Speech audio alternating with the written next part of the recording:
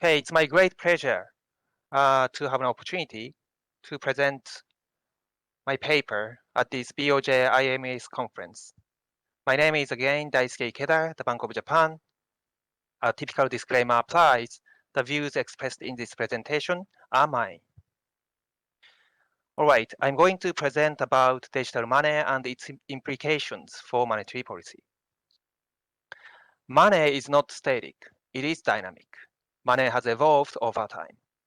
In the ancient world, the primary forms of money were stones and commodities. They were replaced by precious metals, such as gold and silver, and they gave way to the current dominant forms of money, that is, fiat money and bank deposits. What next? There's been an increasing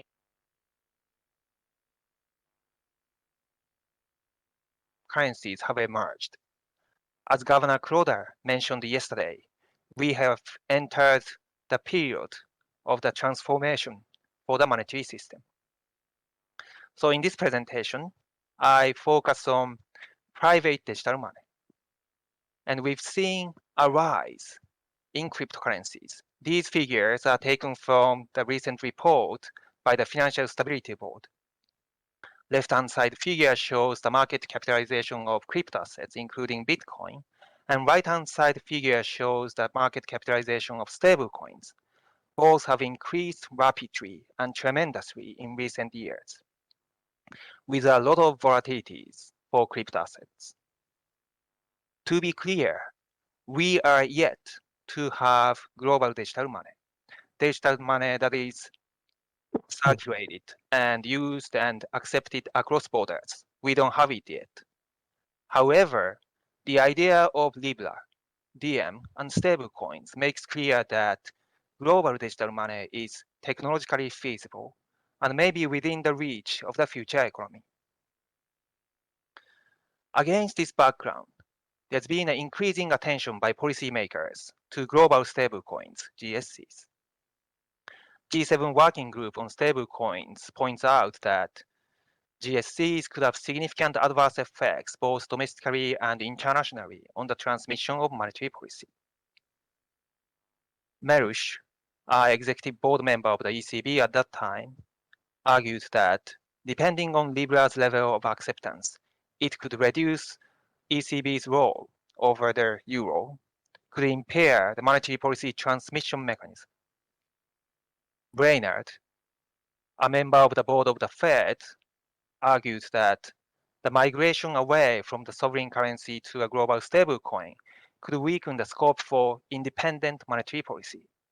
And the recent IMF report also raised concern about monetary policy independence.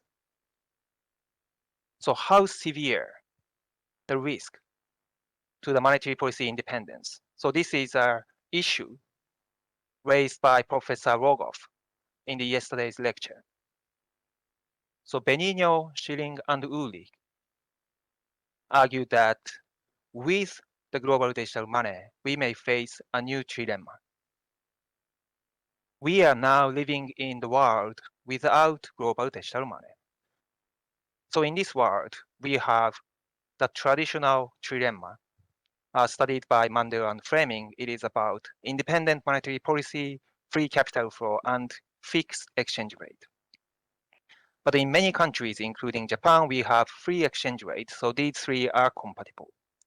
However, Benigno and others argue that if global digital money is introduced, then these three constitute the trilemma. Specifically, if we keep free exchange rate and free capital flow, then we may risk independent monetary policy. They show that in the global money economy, nominal interest rates set by central banks have to be equated across borders, across countries. So they call it as cryptocurrency enforced monetary policy synchronization. But in my presentation, I call it as a loss of monetary policy autonomy. Okay, in this paper, I pose three questions. So I consider a possible future economy with global digital money and national money. So these money coexist. The first question I'd like to ask is, Is a loss of monetary policy autonomy an inevitable outcome? Second, if not, how could monetary policy autonomy be preserved or restored? Third, can government do something to prevent a loss of monetary policy autonomy? I address these questions by using Open Economy Search model and analyze the model theoretically. I focus on a medium of exchange as a role of money, as in Benigno and others. So in the model, there are search and information frictions that make money essential for transaction. There are no fiscal and financial imbalances. So what I'm considering is a well-developed economy with strong institutions. So in this model world, there are two countries, home H and foreign F. And in each country, central bank issues fiat national money, home money, and foreign money respectively. And importantly, there is the global digital money, which can be used in both home country and foreign country. And national money can be used only in the country of its origin. Okay, let me preview my main results. In the global money economy, where the global digital money and national money coexist, then in the standard search model, there will be a loss of monetary policy autonomy. And this is consistent with the result by Benigno and others. However, my main point is that this is not the only outcome. This is not an inevitable outcome. Monetary policy autonomy can be restored if there are additional frictions or government policy. For example, government policy that restricts the amount of global money used for transaction, or a government policy that bans the use of the global money for certain transactions, not all transactions, for example, just 5% transactions. Even without government policy, if there is a possibility of counterfeiting of the global digital money, then this can give rise to incentive mechanisms that restrict the amount of the global money as in the government policy. So main message of my results is that the design, policy, and regulation are crucial for monetary policy autonomy. So this is also the theme discussed by Professor Rogoff yesterday. Okay, let me walk you through related literature very quickly. So I'm using search theoretic model. Its first generation was developed by Kiyotaki and Wright, and its open economy extension was developed by Matsuyama, Kiyotaki, and Matsui. What I'm using is the third generation developed by Lagos and Wright, its extension to the open economy studied by Jam. So I add global digital money to this setting and other frictions. The second strand literature is exchange rate indeterminacy, originated from Kerrigan and Wallace. My main point is that what drives a loss of monetary policy autonomy in the world with global digital money is very similar to what drives exchange rate indeterminacy in the model of Kerrigan and Wallace. So there are a few papers, these papers, that propose ways to break this exchange rate indeterminacy. So I have obtained insights from these papers to restore a loss of monetary policy autonomy. The final strand of literature related to my study is indeterminacy and irrelevance. So essentially, I add frictions or government policy to break exchange rate indeterminacy and to restore a loss of monetary policy autonomy. So adding frictions to break indeterminacy and irrelevance results has a long tradition in macroeconomics and finance. Presumably, the most famous example is Modigliani and Miller, who established the irrelevance of a firm's capital structure for its value. And thousands of papers that followed added agency problems, asymmetric information to study the relevance of a firm's capital structure for its value. And in monetary policy literature, Wallace showed the irrelevance of open market operations, and Egerton and Woodford showed the irrelevance of quantitative easing, and many papers added financial frictions to study the effectiveness of quantitative easing. So I followed this tradition. to study a loss of monetary policy autonomy and how to restore it. Okay. In the rest of my presentation, let me first present my main idea in a very simple framework. Okay, the model environment. Time is discrete and continues forever. There is no aggregate uncertainty, so I focus on stationary equilibrium. There are three currencies: home currency, foreign currency, and global currency. And money supply is denoted as capital M for each money. And there is a numeraire good, single numeraire good. And the price of currency, home, foreign, global currency in units of the numeraire good is denoted as phi. And I assume that the monetary policy tool is a money growth rate, denoted as gamma. So I can consider nominal interest rates as a monetary policy tool, but this will generate the same results. So I focus on the simpler case, that is money growth rate as a monetary policy tool. Okay, let me explain how we have a loss of monetary policy autonomy in this simple economy.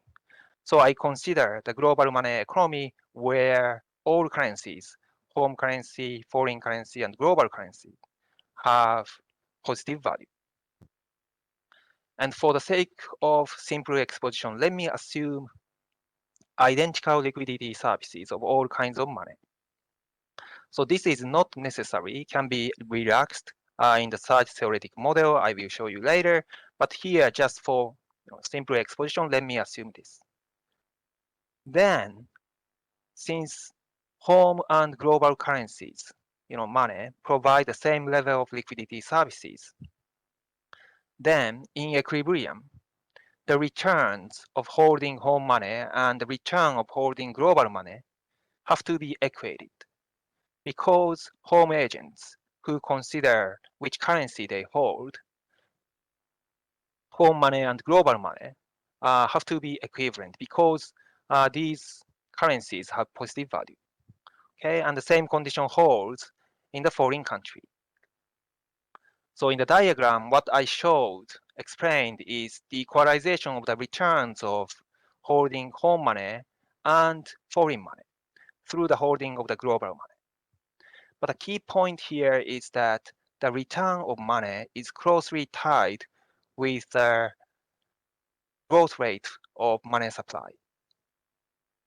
And so through the equalization of the returns of home and foreign monies, the growth rate of money supply in home country and foreign countries are equated. So this is the situation of monetary policy synchronization or a loss of monetary policy autonomy, because the global money economy always features the equalization of money growth rates in both countries. And also I'd like to add that in this economy, the prices of currencies and nominal exchange rate are indeterminate, as in Kaken and Wallace. Okay, how could we restore monetary policy autonomy? So we want to break this equality. It boils down to breaking this equality, okay, the arbitrage condition between holding home money and global money. Okay, let me do it. So let me introduce just one notation, ZL. This is real balances of money L, which is equal to the price of the currency times the nominal amount of the currency. Then this is the important part. So I assume frictions that restrict the global money for transaction usage. So the demand for the global money in home country is equal or less than some upper bound. So this is an exogenous restriction in this simple case, but you can think of it as the exogenous government policy that puts the upper limit on the use of the global money for transaction. Okay, so I'm considering the home country, but foreign country is symmetric to home country, so I focus on the problems in the home country.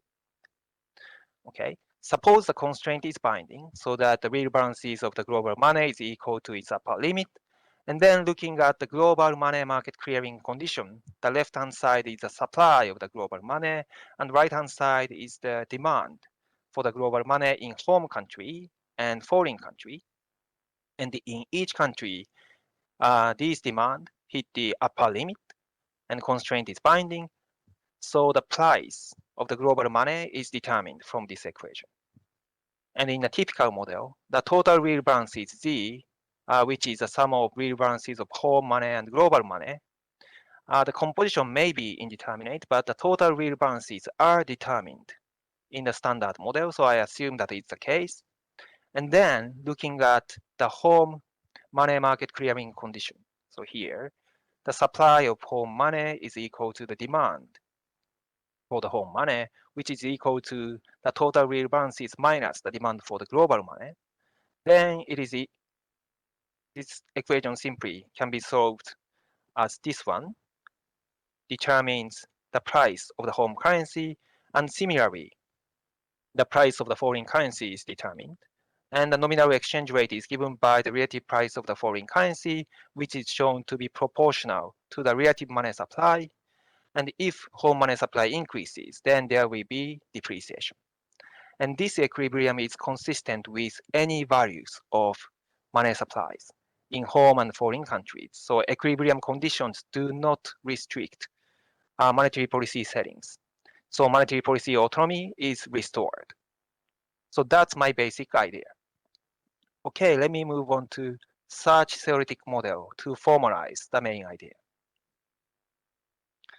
Okay, the environment. The economy consists of many sellers and buyers, and there are two types of markets, decentralized market and centralized market.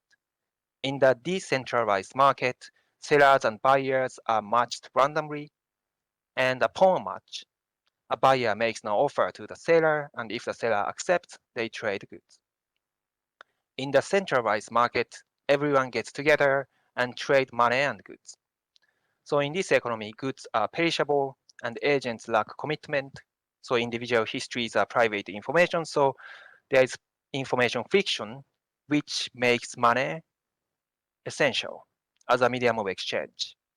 So in other words, buyers need money to buy goods in the decentralized market. And buyers hold money in the centralized market, so makes a choice of money portfolio choice. And this is a key problem in discussing monetary policy autonomy. Okay, so let me first show a loss of monetary policy autonomy in the basic search model. And let me introduce two notions, the cost and benefits of holding money. The opportunity cost of holding money is denoted as I, which is equal to money growth rate divided by preference discount factor minus 1. This is the analog of net nominal interest rate, so the opportunity cost. Okay, marginal benefits of holding real balances Z when the buyer is matched with a seller in country J is denoted as MBJ. So in the search model, these marginal benefits are derived as a function of matching probabilities, utility functions, and the cost of producing goods. But here, for simple exposition, marginal benefits are denoted as MB. Okay?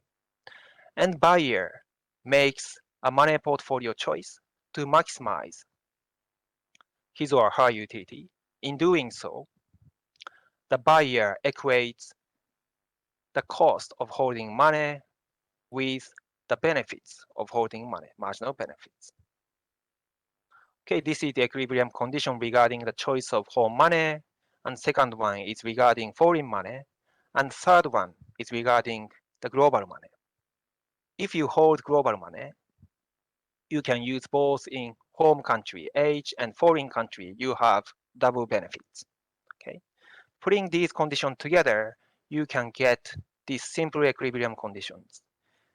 The opportunity cost of holding global money equal to the sum of opportunity costs of holding home and foreign money.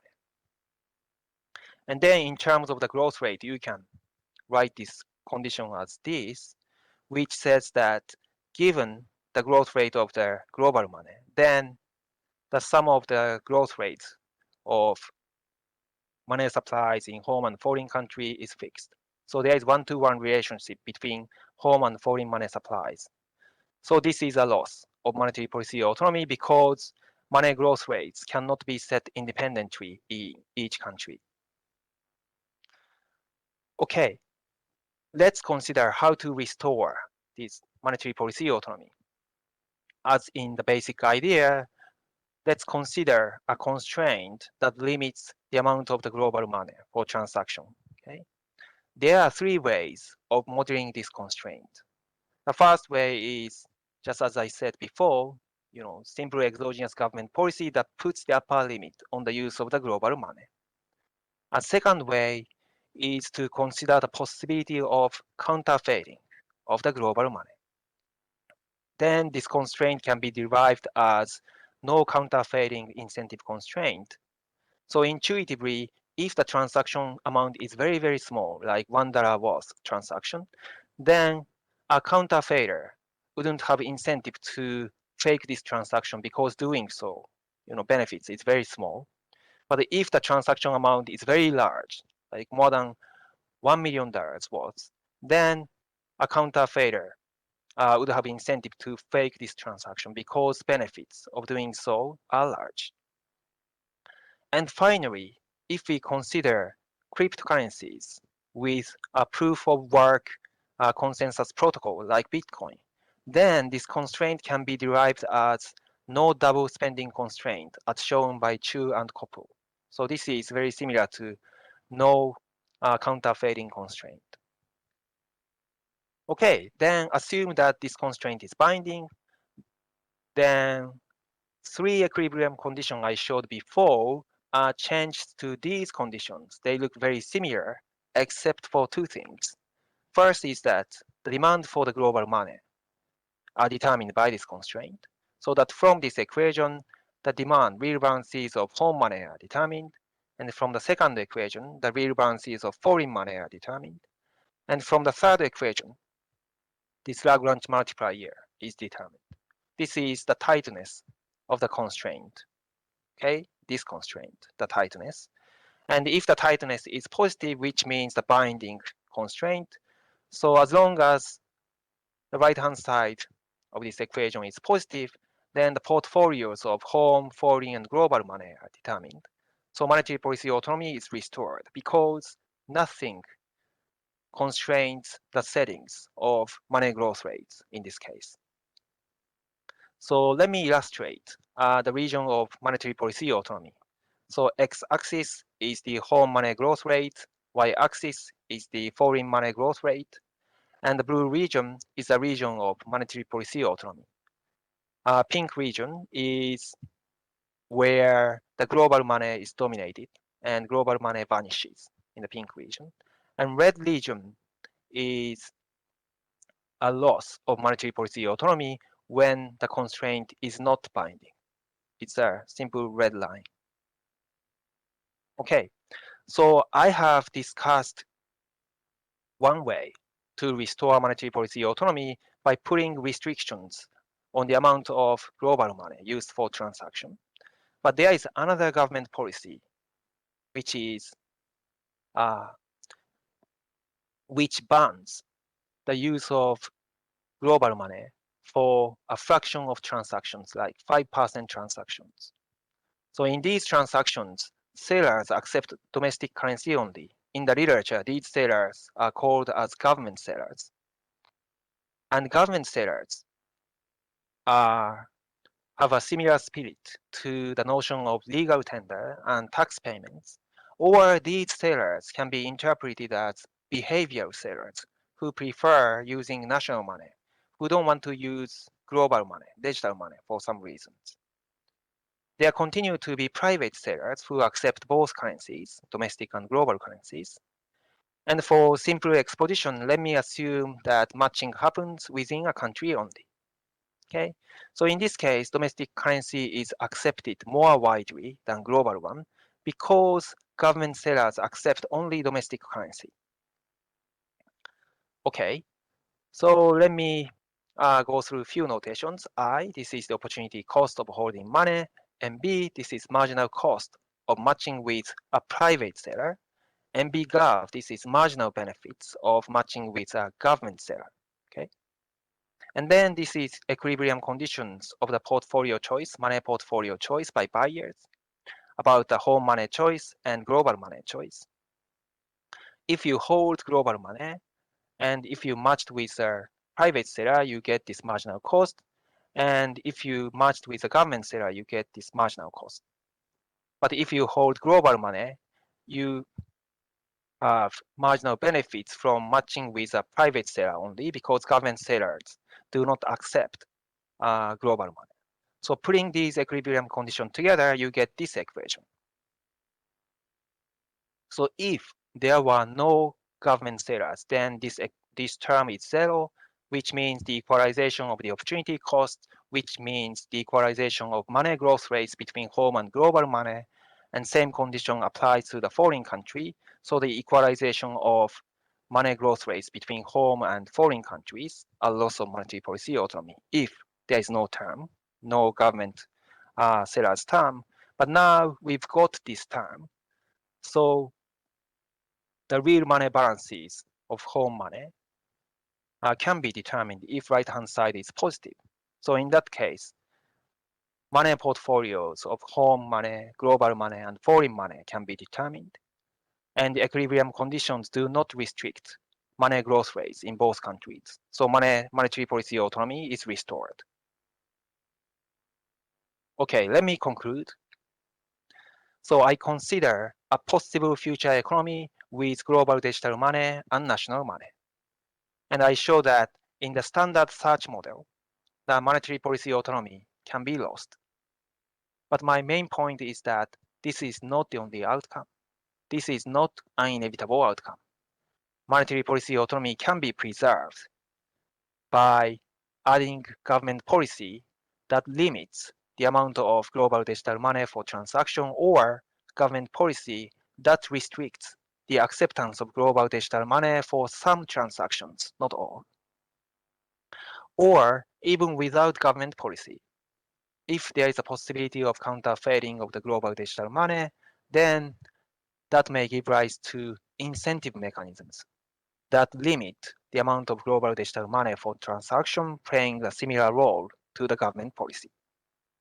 So the key message of my presentation is that the details of global digital money, including the design, policy, and regulation are crucial for monetary policy autonomy.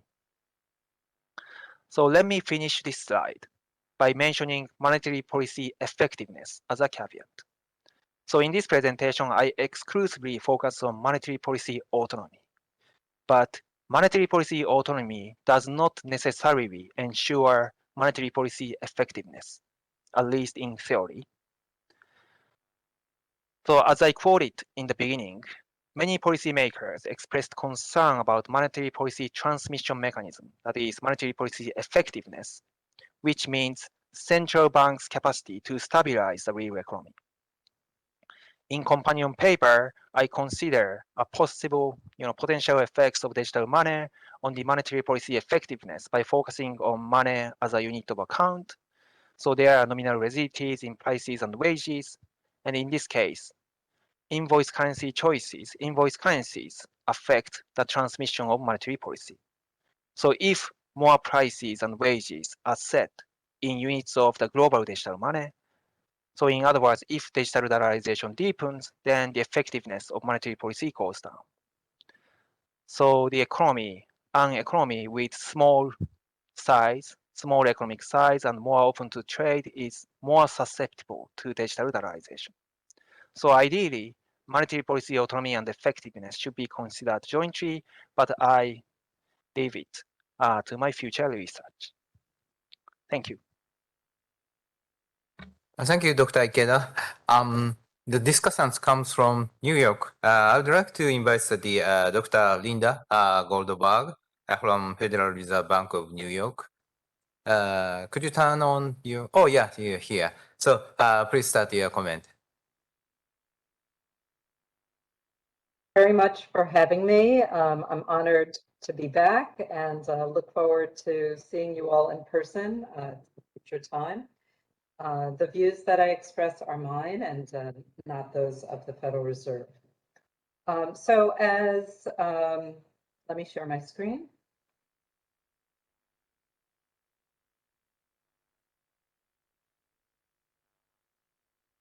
Okay, can you see that okay? Yep.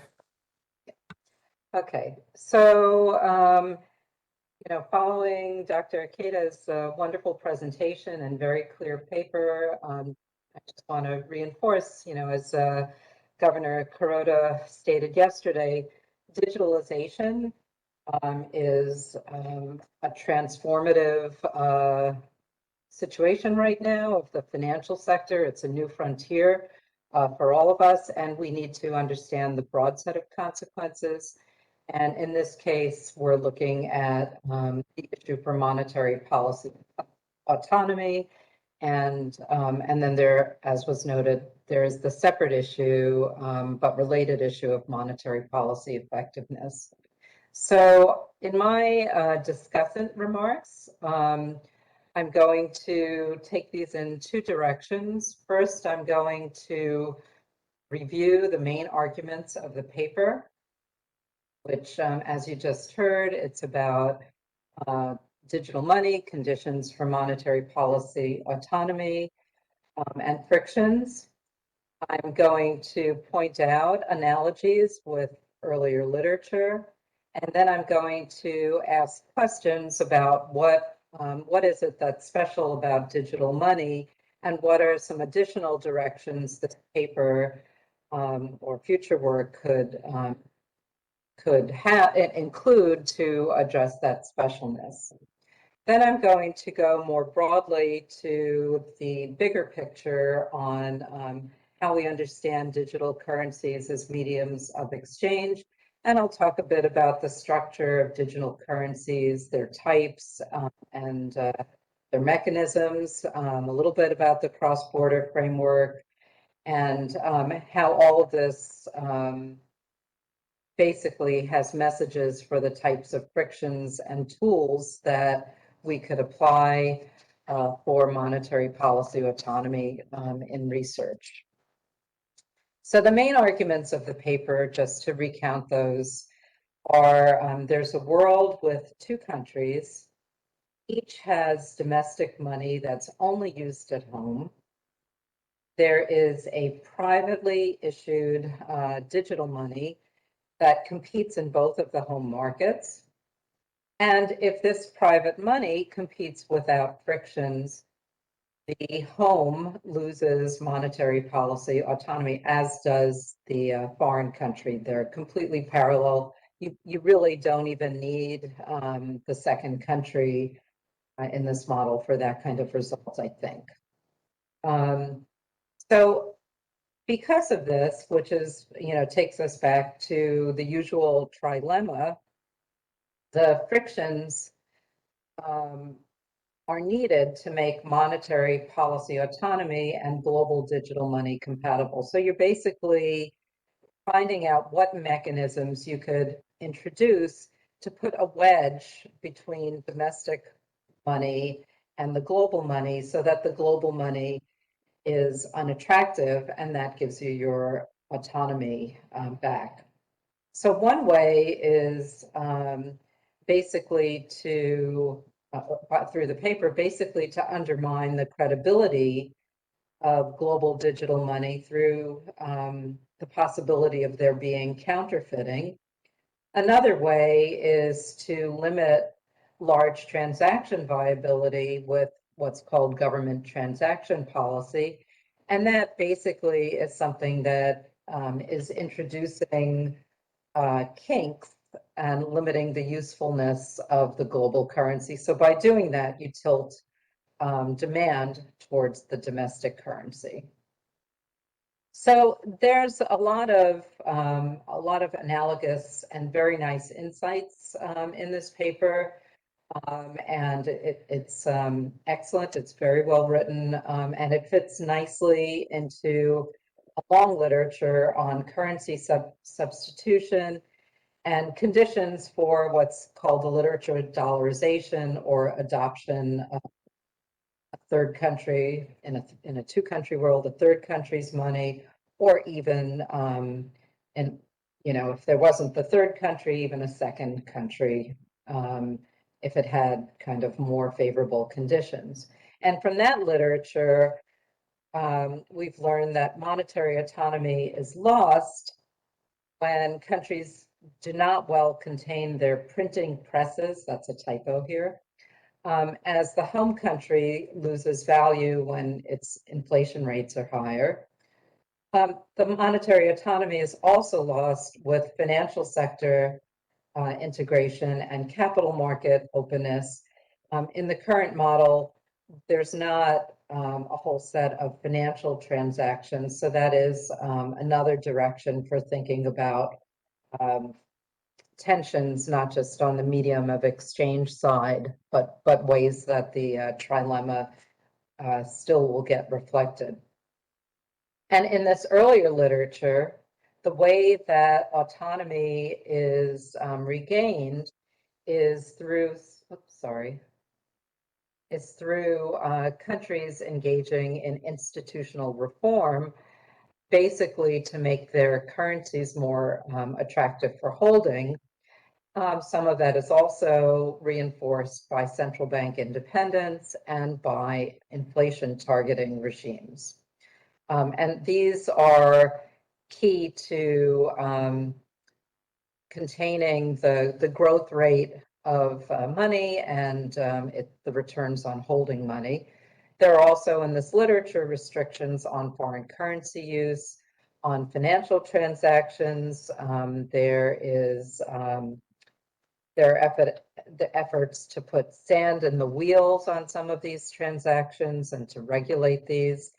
And then, of course, when you have this whole capital market openness, you have capital management frameworks. And this and the sand in the wheels type of idea are ways of putting fees and financial market and taxes on financial market transactions and use. So for the current paper, my key question for Dr. Ikeda is, in this research and in future research, what is special about digital money compared to this earlier literature on currency substitution? So one of the key parameters here will be the growth rate of digital money returns compared to those at home. So in a digital money or a global money case, how is this growth rate determined, by whom, and with what goals? And I'll come back to this in another slide or two. Also, specialness. Here, the digital money does not bring search cost or efficiency improvements. In practice, digital money may yield advantages in cross-border flows, whether in efficiencies or speed of payments. So how do these weigh against frictions? Is there something different on this side than in the regular currency substitution literature? Related to my first point here is, what is this digital money backed by? If digital money is a stable coin, then what relative volatilities in price and in growth rates get introduced depending on the underlying assets behind the stable coin? There's also a question of first mover advantage, and that is if differences occur across countries and rates of adoption, does the medium of exchange function evolve asymmetrically across countries, and what are the considerations? Another issue is about this counterfeiting consideration. And, from a seller's perspective, the idea is that if it's possible that the buyer of a good is trying to purchase that good with some counterfeit digital money, so some invalid digital money, the seller of the good weighs that risk and it makes that digital money less attractive. And there's a lost role as a medium of exchange. So it would be useful to justify why counterfeiting is only an issue in global digital money. And And finally, a theme that is not in the current paper, but is in the discussion of digital monies is, that in some of these cases, there's ownership of transaction information on who is the buyer and who is the seller. And so it might be interesting to add features to a modeling framework about costs and risks and privacy roles and how that, again, enters into calculations of buyers and sellers. So let me turn now to a bigger picture on the digital currencies as mediums of exchange. And here I'm going to rely heavily on some of the insights from one of my colleagues, Antoine Martin at the New York Fed, and he's written a number of Liberty Street economics posts and other articles on understanding digital currencies. And, it's clear that cryptocurrencies represent a radical innovation in the payment landscape, but how do they fit into the payment landscape?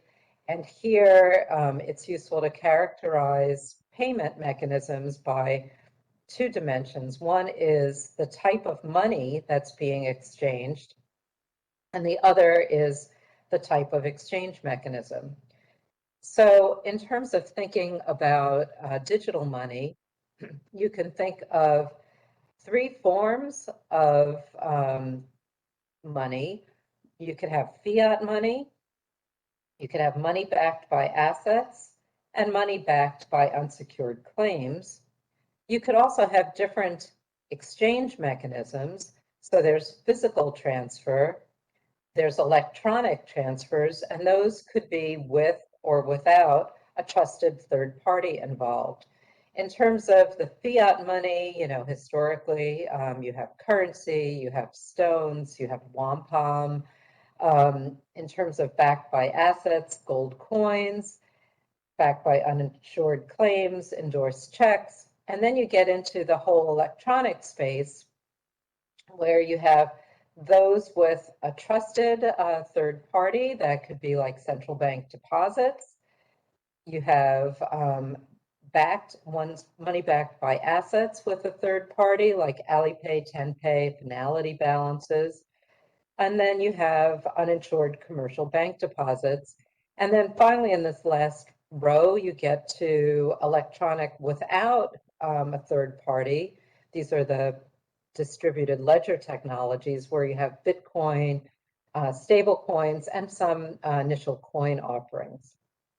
So in terms of the Bitcoin, it's not backed by anything or a claim on anyone. So the price is determined by supply and demand. It's very volatile. And this is not used for payments except in very specific cases.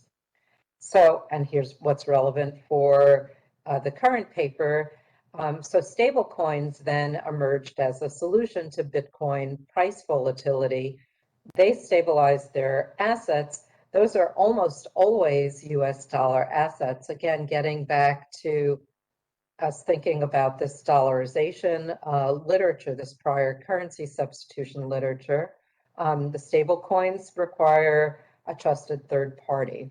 It uses the same transfer technology as Bitcoin, which does not require a trusted third party. And what we have modeled here is that it's usable as a means of payments. So then the issue arises about what backs stable coins and does it matter for the current paper? So the stable coins have varying quality reserve assets. These could be money market instruments like prime money funds. They could be cash and treasury securities like government money funds. There was considerable uncertainty about the backing of Tether, and we've seen some sharp dynamics there recently. If you look at USDC's or Coinbase's composition published as of mid-2021, this was primarily cash and money markets funds with some CDs, some US Treasuries, some commercial paper. It now holds cash and short duration treasuries. So my question here for the paper is fundamentally, how does the backing or lack of backing influence key parameters in the models of the paper? And would volatility in stablecoin value reduce its liquidity services? And would that kind of volatility, for example, comparing Bitcoin with stablecoin, deliver monetary autonomy to the home country? So basically, the idea being that volatility could reduce the value of a currency as a medium of exchange, reducing its liquidity and services. What about central bank digital currencies? So this represents a third type of central bank money beyond cash and reserves in that matrix that I showed. It gives direct access to a digital form of central bank money to households and or firms. It's in principle used to transact and to settle payments. And like cash, it's intended to be available to the public. Unlike cash, it's digital. And this is compared to cash because bank reserves are not available to the public. Banks issue commercial bank money that's used by households and firms. So in this way, bank reserves support payment services directly and indirectly. And so in some ways, a CBDC is not very different from a stable coin that's backed fully by central bank liabilities. And issuers could use a central bank digital currency to back their stable coin. So again, here in this case, how would the modeling differ, and how would we take into account if the global money is a CBDC or a stable coin, and how does that enter into the key parameters of the model, and how is the relative volatility of these currencies playing a role? Those are the kinds of issues that continue to come up in this other literature on dollarization. So to wrap up, this is an excellent and thoughtful paper on conditions for monetary policy autonomy. There are extensive conditions when that could be regained, when there's no global money that's in the domestic economy, and then there are more limited conditions shown in this paper that satisfy monetary policy synchronization. And the key here is that home versus global currencies are obtained through government sellers or private sellers. And there are different frictions that leave the home central bank with extensive space for policy autonomy.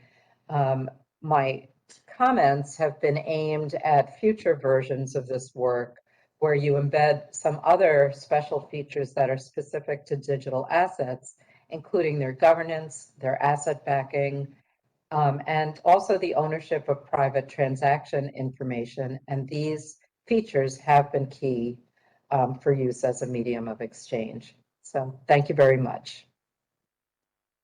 Thank you so much, Dr. Linda Goldberg. So please, Dr. Ikeda, could you provide your rejoinder? Yes, Dr. Goldberg, thank you so much for your insightful comments. So you provided me a list of directions for extensions and future works, and also you point out the critical, limitation, simplifying assumptions of my model. Now, for example, the money supply of the global money, this is, exogenous, fixed. My model does not provide explanation how this is set. It is purely exogenous. So this assumption may apply to cryptocurrencies with predetermined growth rates, but still how this growth rate is programmed is not explained in this model. So probably I would benefit from the literature on currency competitions maybe, but there is a room for extension and sophistication. And the second question is about what is special about digital money in this model. So the role of digital money, the global digital money, is it can be used across borders. So the single role. And implicitly, I assume that it is too costly to use national money for cross-border usage. So this is implicit assumption. But I think your points on efficiency or speed in payments, these are very important points because actually we have the room for efficiency and improvement in payments. So this means that we have some types of frictions now. Okay? And then so this means that if we point out and clarify these sources of frictions that make the current cross-border payments inefficient, or in other words there is a room for improvement, then if we point out the sources, then we can learn more about what would happen if the global money is introduced by improving the efficiency. And so just a quick comment on counterfeiting. So I just consider one-sided counterfeiting, but there is a paper by Gomis, Hoquiers, and Kam and Waller in AJ Macro who introduced two-sided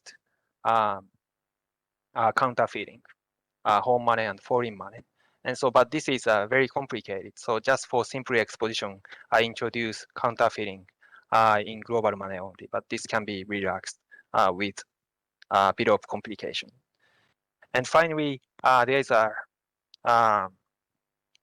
issue of privacy. And I'm aware that in discussing cryptocurrency, privacy is a major role, or probably major role for using private cryptocurrencies. So in my model, transactions are private information, so privacy is kept. But this can be sold or used, and this would be interesting extension how the privacy can be used or opened by sellers and buyers. And finally, stable coins. So the recent development shows the fragility of the current stable coins, and it appears that they are subject to runs, and they seem not to be stable. And I think in order to analyze stable coins, we need to, of course, introduce safe assets like treasuries assets, and then we need to think about the role of safe assets in the beginning without stable coins, and then introduce stable coins and how the introduction of stable coins would change the result. And this may be a bit long way, but maybe I can move on step by step. So you provided me a list of what I can do, I should do in the future. And so thank you very much for your comments. I greatly appreciate them. Thank you so much for Dr. Goldberg and Dr. Ikeda. So now let's move on to the question from the floor.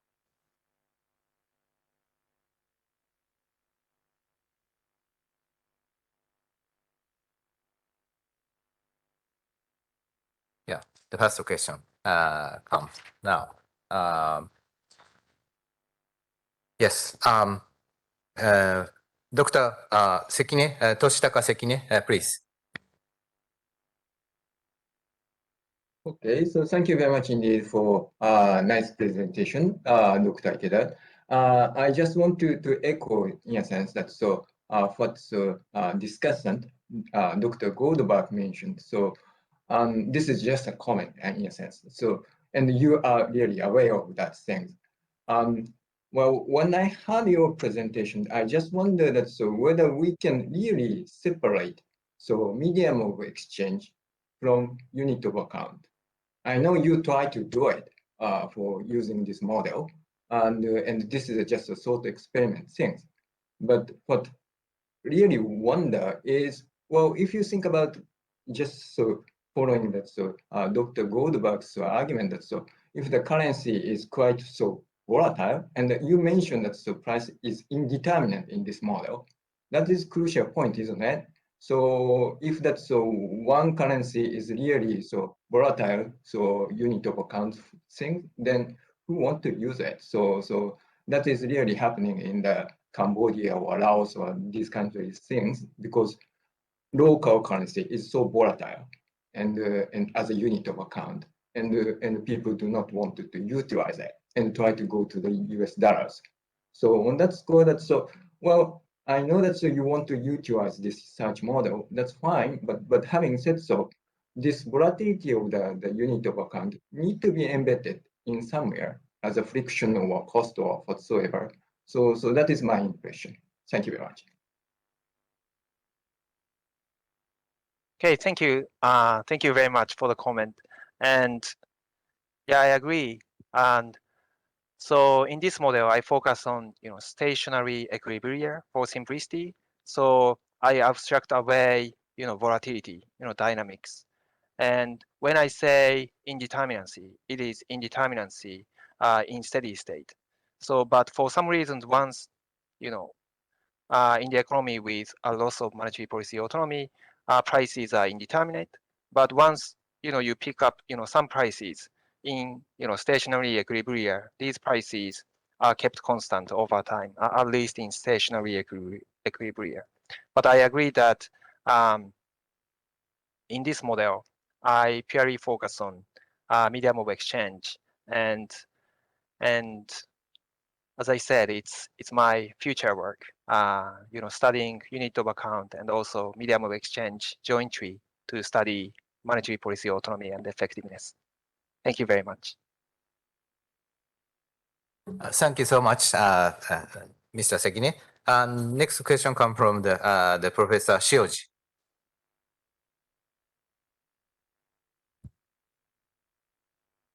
Okay, can you hear me? Yes, yeah, please. Yeah, sorry about the video. I thought I fixed it, but apparently not. You can enjoy the nice view of Kyoto instead of my face. Okay, thank you for the thought-provoking presentation. I really enjoyed it. A very quick, one quick comment and one question. So in your model, home country and foreign country are symmetric, but you could think of a situation where, for example, the home country is big like the United States and the foreign country is small. And if you introduce some kind of an incentive mechanism for the supplier of the global digital currency, they may want to stabilize the value of their currency against this the large country currency, such as the US dollars, right? And then that means that at least the big country, the large economy, regains the autonomy of monetary policy, whereas it's terrible for the central bank of the smaller country. So that was a quick comment. And the second, my question is, I was very intrigued by the introduction of these government sellers. For some reason, government officials come to the market and start searching for the buyers. But could they be just like a tax collectors, like the IRS in the United States, who just want to accept the taxes denominated in the units of their own currencies?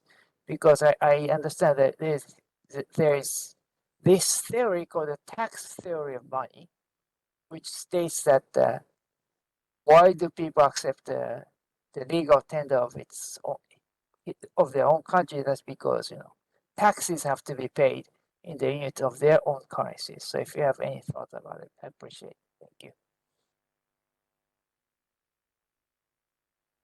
Okay, Professor Shioji, thank you very much for your comments. And so in the model, so in the presentation, I simplified it, but in the paper, I allow for big country and small country. And But what's important for the monetary policy autonomy is the arbitrage condition. So, marginal benefits and marginal cost. And so far, at least in the model, the size may not matter. Economic size may not matter for studying monetary policy autonomy. But in my companion paper studying monetary policy effectiveness, then the size matters. And especially for private agents incentive, which currency they choose for invoicing. And in that case, the size, economic size matters. And the second question is about tax collectors and tax payments.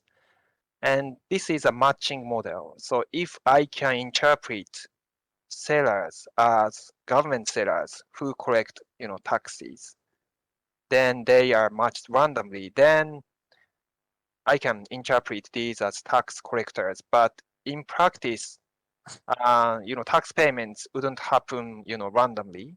And so maybe I need to model tax collectors in a different way rather than matching, and to see how the presence of tax payments affect the monetary policy autonomy. Thank you. Thank you very much. Okay, so there is no the question and comment from floor, but I have just the comment on the paper. The all digital money required IT system that require this any cost of the payment, and the cost differ among the digital money even in the same currency. For example, the credit card in Japanese yen and debit card, electric money, and other the new payment measure. And so that implies that the exchange rate among the digital money are different even in the same currency. And